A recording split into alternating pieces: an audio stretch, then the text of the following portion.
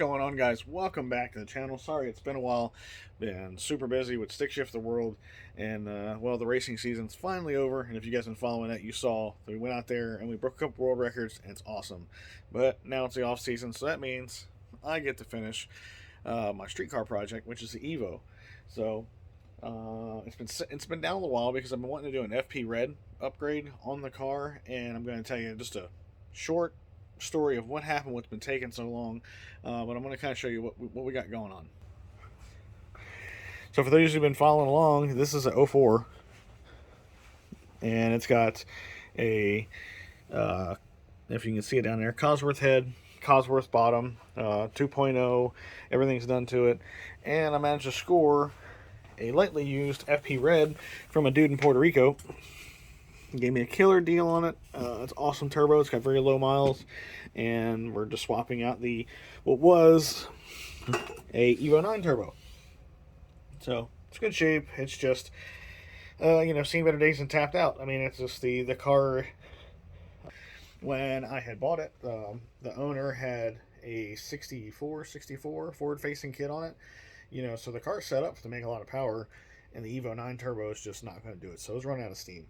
But I wanted something a little bit more aggressive, but a whole lot of fun on the street that wasn't terribly laggy. So it was either, like a smaller forward-facing turbo, maybe a Zona rotor, something along those lines. But I figured, FP's got a great following. They got a good reputation. It's always been a good turbo. So why not a, FP? So I was looking at a black, looking at reds. Ended up getting a really awesome hookup, like I said, on this low mileage red. So that's what we got going. Also, right now, this is just test fit. I wanted to make sure that everything was good and clearance wise, but we got a map tubular manifold that I got from Graveyard Performance, for a stock location. So that's just setting in there right now with just on the big studs and the heads. So I'm going to pop that out, put the new turbo in, along with, the dude also sent me a downpipe, which I didn't even ask for. He just included it. So it's a nice stainless piece, and it's got a screamer pipe on it where it's the wastegate, dumps to atmosphere.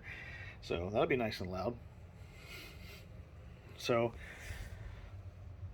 all I do is climb under the car, take the old downpipe off, put the new one on, attach the turbo to the downpipe, because I found it's a whole lot easier once you put the downpipe on and you got it like bolted to the bottom side of the car. If you attach the turbo to that and then put the manifold on it, it's a hell of a lot easier than trying to do it where you attach the turbo to the manifold and slide it all down in there in one piece. It's just a real pain in the butt, so I'm not going to do that. So yeah, stay tuned.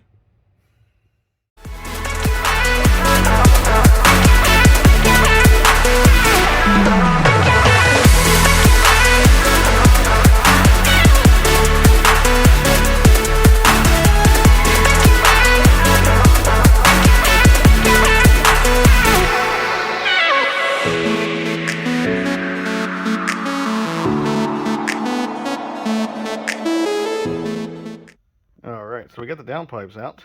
The one on the left here, as you can see, is the old one. I did not put this on, but it looks like some homemade fabricated stuff out of a different downpipes, I guess. And here's the new one we're putting on. So should sound a whole lot better.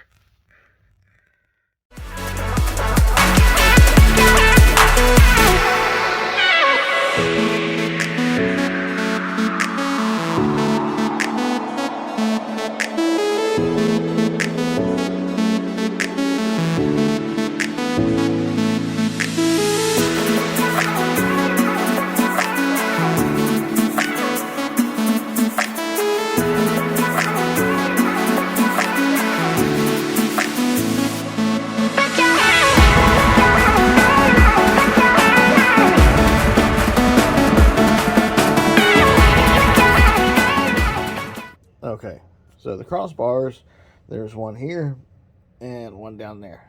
So took those two out, makes it a heck of a lot easier to drop the downpipe, put everything back in, put those, once you get done, put those back up so that it'll support the weight of the downpipe, because what I'm going to do is, I'm laying on my side, I'm going to bolt the turbo to the downpipe now and then put the manifold on top of that, because this way I don't have to take the radiator out. So that's the way that a friend of mine explained it to me. He says it's a heck of a lot easier, so we're going to give it a try.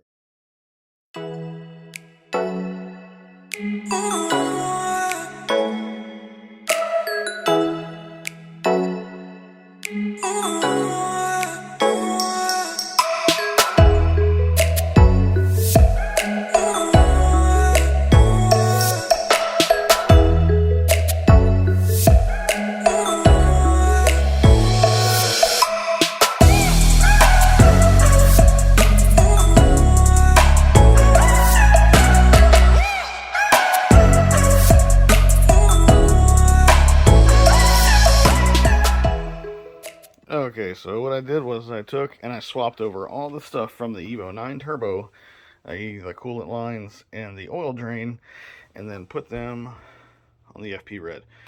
So that's what I was doing earlier. Got everything off that I need now, and got everything on here. Mostly, some stuff I haven't put on yet. But this guy right here is the coolant return, and how it goes on is like this.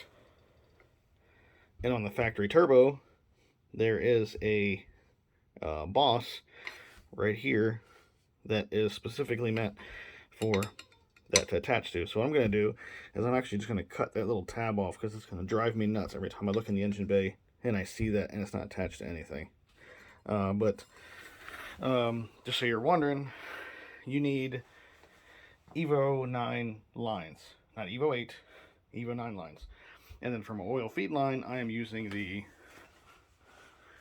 FP on the FP setup that comes from the oil filter housing. So I'm using this because they say it's more oil pressure at the filter than there is coming out of the head. And I have a Kigley HLA in the head, which does regulate the oil pressure, keeping more oil in the bottom of the motor.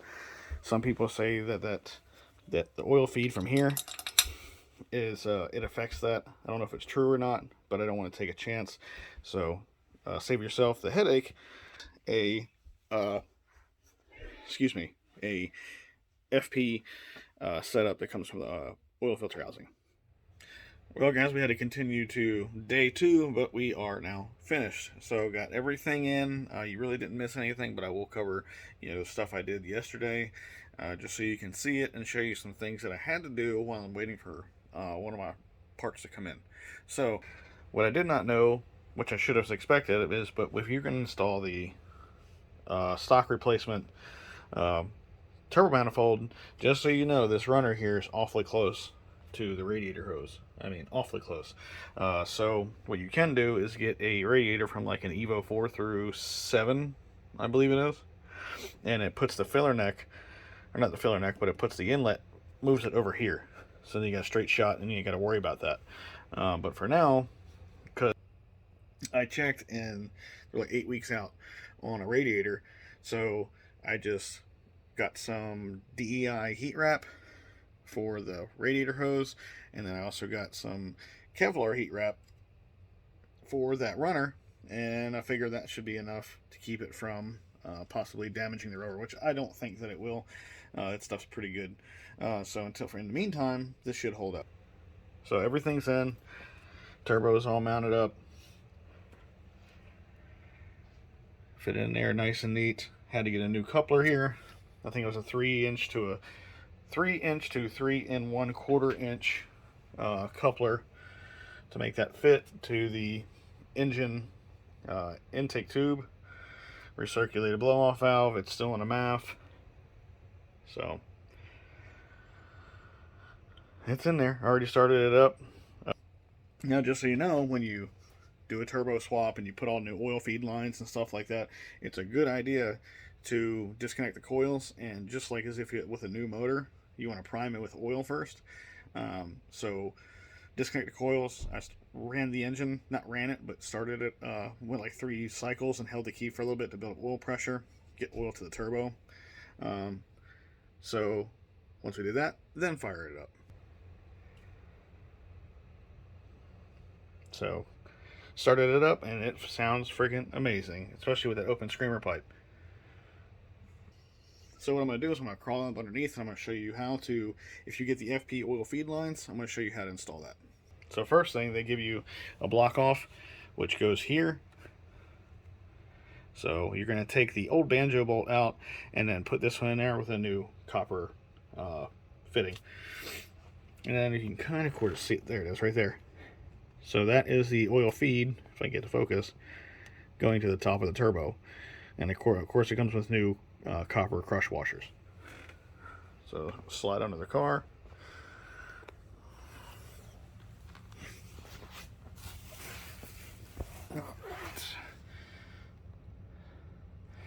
Okay.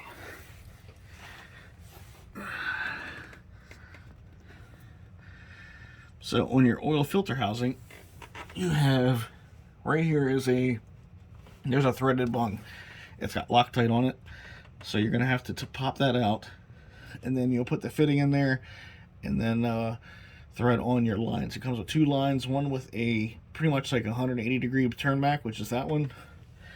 I ran it along the oil cooler lines under the radiator, and then you have your filter, oil filter, and then this goes to the turbo. So pretty simple, nothing really crazy complicated. All right, so now that we've went over all the bolts, the nuts and bolts, and oil feed lines and the coolant lines, all that stuff, everything's tight. It's a good habit to make sure you top up all your fluids, especially if you leaked any coolant while you did it, or oil, etc. I'm going to leave it on jack stands for now, and I'm going to heat cycle it. So I'm going to start it up, let it run, let everything kind of fit into its place. You get a bunch of new gaskets and stuff, so it's got to expand. And then I'm going to go back over it, check all the nuts and bolts, and then snug them back down. Because typically when you put on a brand new manifold, the first time you put it on doesn't mean it's going to be snug. It might be snug until it has to heat up, and then it kind of warps and does its thing, or fits into place.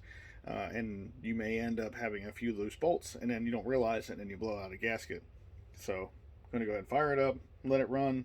It's got the heat wrap on there, so that's got to smoke and do its thing, and that smells god awful.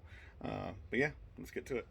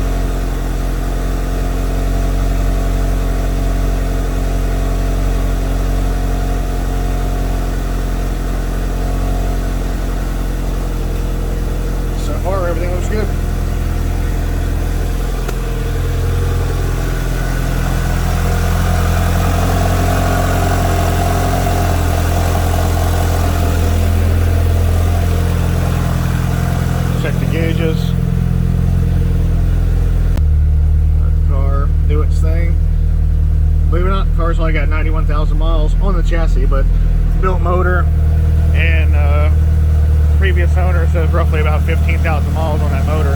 See what I mean? This stuff's got to smoke, do its thing. It's nasty. So that's not the hose burning, it's just that stuff.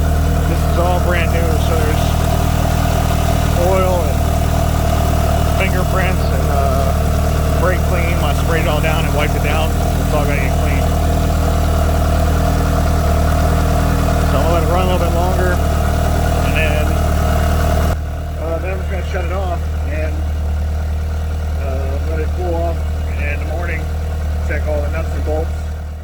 Alright guys, so I just got back from taking a car for a drive with the new FP Red on it. Um, detailed the car, did a bunch of stuff. I did start it up, basically let it build up a bunch of heat, let it idle for 45 minutes to an hour, and then let it cool off. The next morning, came back out, checked manifold bolts and all that stuff. There was one or two was loose, but no big deal, so tightened it back down. Took it out today, drove it across town through traffic. And man, all I can say is this FP Red with the map manifold and the forged 18 psi wastegate that came with the turbo really woke the car up. Now I know, as I said previously, built motor cams, all this stuff, you really can't take full advantage of that stuff, without a decent sized turbo to go with the combination. That turbo is just way too small. And even this FP Red still might be a little outgunned by the combination, but holy crap, it really woke the car up. So if you're considering getting an FP, FP turbo, I can, at least speaking for the Red, it's a freaking monster. It sounds amazing. So I highly recommend you get one. Fitment is perfect.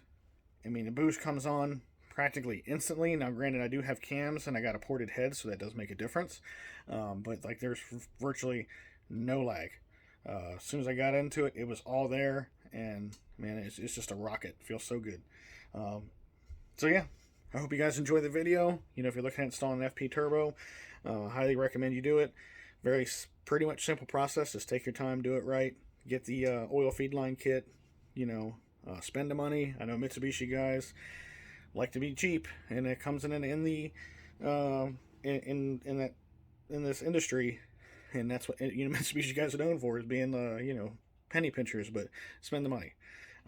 So stay tuned. I'm going to do a driving video with the FP so you can actually hear it and see it firsthand. So appreciate it, guys. Take care, and as always, see you out there. Be safe.